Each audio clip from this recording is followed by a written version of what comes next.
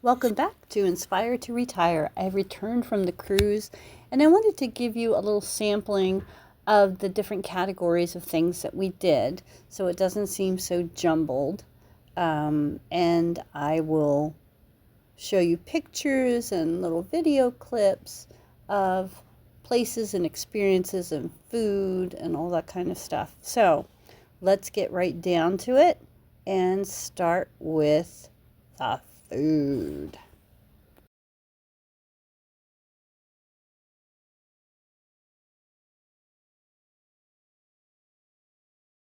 Of course, food is one of the most important parts of a cruise, and mine was to be like no other. And this was our first meal, so to speak, on the cruise ship, and I got pizza. And it took a while to find the pizza place because usually it's on Lido and aft, meaning the back of the ship. But this time on this huge ship, the Jubilee, it was actually on the 8th floor, which Lido being on the 16th floor is also quite unusual. So it took some getting used to and getting used to all the different maps of where we were on the ship. By the way, the pizza on the ship was really yummy, and I went back for it several times. Not as good on some of the other ships, but this one was super fresh and good every time. Here's the welcome aboard cheesecake that is so fabulous, but again, I wish they served it in regular slices, but that's just my preference. This was my chicken parm from the first night at the Cucina del Capitano, their Italian restaurant, which you get one Italian restaurant meal free and one Mexican/Chinese meal free, which we ate later that week. This next picture is my friend's appetizer with some raw tuna and, of course, the delicious chocolate cake she had. I'm not really putting these in any order, but this was my made-to-order omelet the next day, and again, I have to say, all the food was just excellent on this ship, so I highly recommend the Jubilee.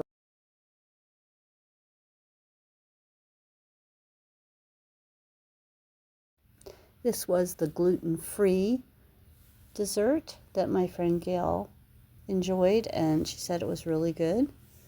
Is this creme brulee? I'm not sure. Here is the vegan menu from Cucina. The next morning we had brunch, and this is actually the pancakes, etc. from the gluten-free menu.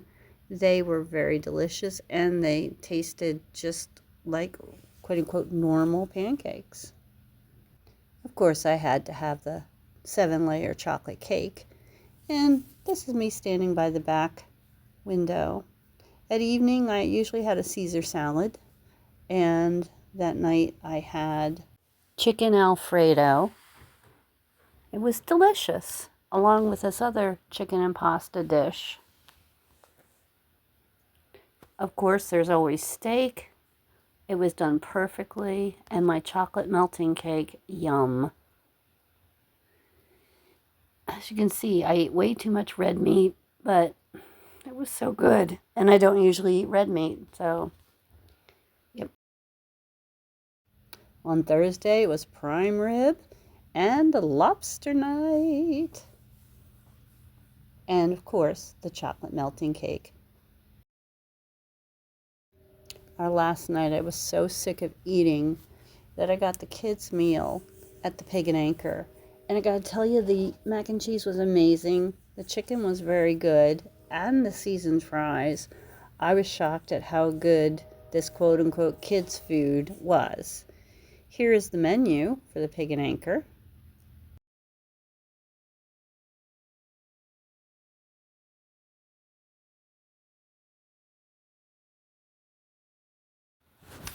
Here is the Carnival Jubilee fresco that is a beautiful depiction of the ship.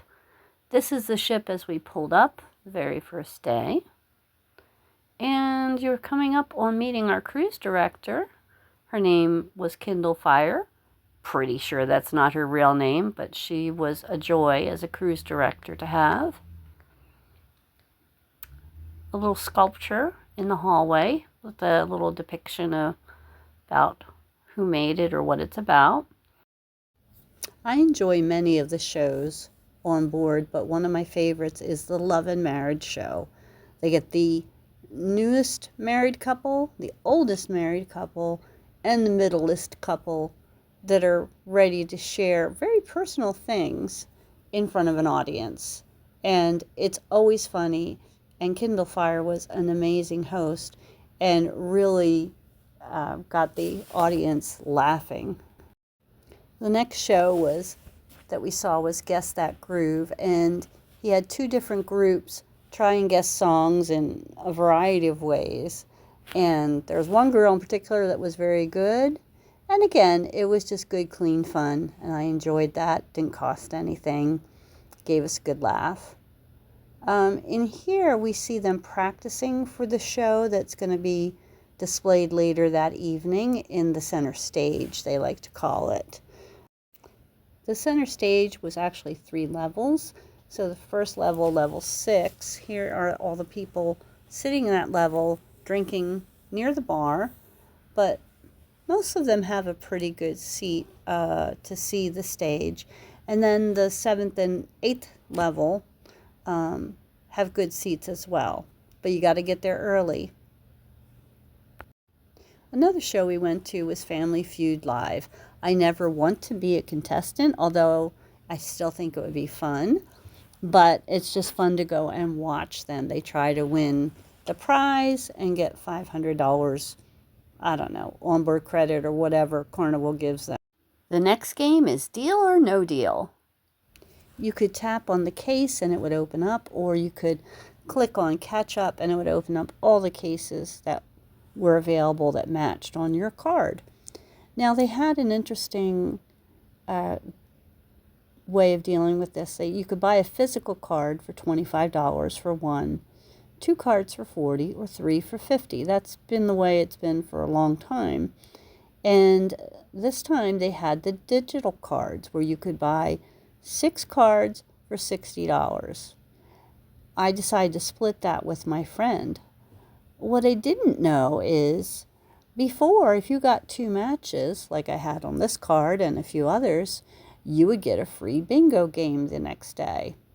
But they eliminated that provision and they jumped to only getting 3 would get you $30 of casino play, not even onboard credit. And the $30 casino play was what they gave out prior. After the bingo card, it was bingo card, then casino play, and then et cetera, all the other prizes. I feel it was extremely cheap of Carnival to take this out of the prizes and not give you a free bingo for 2. Here's the example of the leaderboard where they say, on your way and almost there. Well, it used to say, on your way and bingo card. So, yeah, they're getting away with giving out less and less each time. Money, money, money for Carnival. I gotta say, on this cruise ship, most of the singers and dancers were fairly good, but my criticism is they seem to make up these loose themes, like My Dear Future Husband, and find some writing hack that'll write some really bad songs to go with them. Songs I've never heard of, and I've heard of a lot at my age, as a former music teacher and just someone who's been around 60 years. You think they could pay for a couple of songs that are actually real songs that might be interesting to listen to? This show really fell flat on its face. It was boring as heck.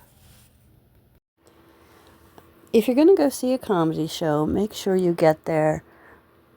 It's plenty of time. So 45 minutes to an hour before. Because in these big ships especially, they fill up fast. So we missed a few comedy shows because of it. They were already filled up. So we finally did get to see 2 comedy shows. And the first one was in the theater and featured 2 different women. They weren't very funny. And the second one was with Russ Nagel.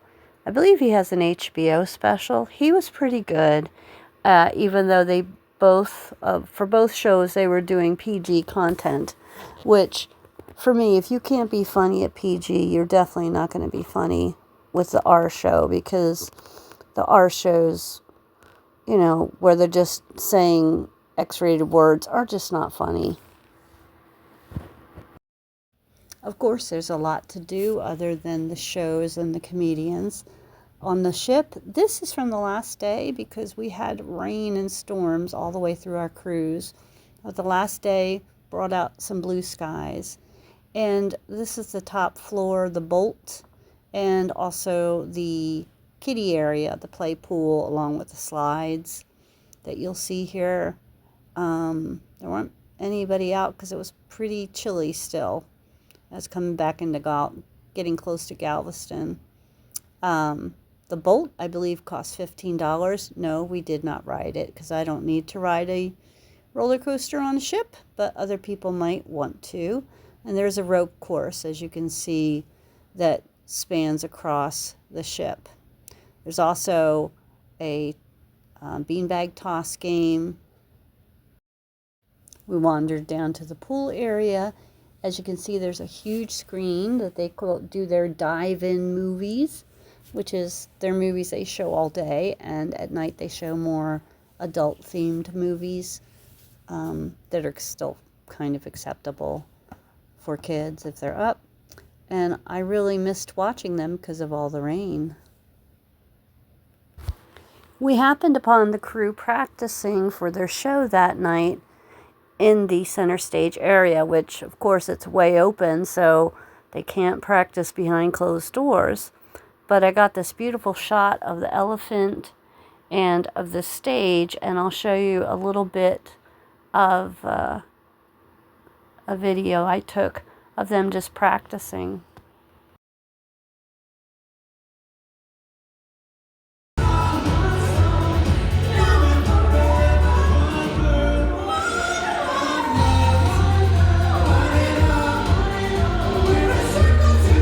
I don't know why I'm fascinated with the elephant, but I am. What? I'm fascinated with the elephant. So am I. I'm sitting here watching it. That's cool. Yeah.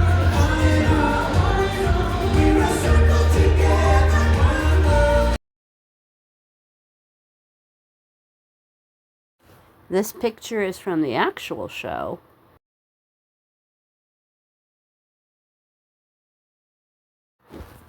We visited Cozumel and we also visited Costa. And here are some pictures of Cozumel. Some beautiful, beautiful pictures. It did rain off and on, and also in Costa, but we did enjoy our walk around the port. They have a pool that's free to use, of course, with a swim-up bar. Can't avoid that. There's us posing by the sign. Of course, there's another sign picture. Of course, the third sign picture. So we had a great time. I would like to remind you that the main income of the Papantla Flyers is based on their tips and donations.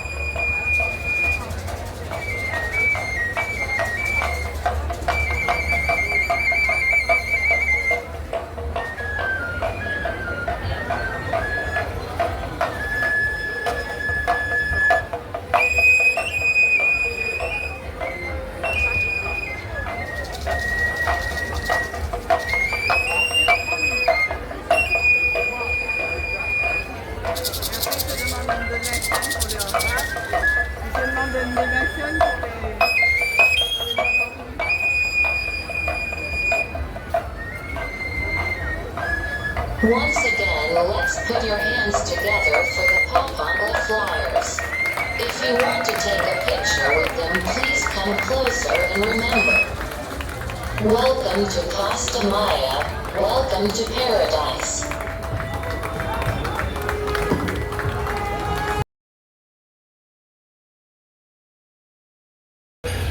Here is the beautiful island of Roatan, and it is a very rainy, rainy day. I'll take rainy. It's a little cold, but we didn't go out today.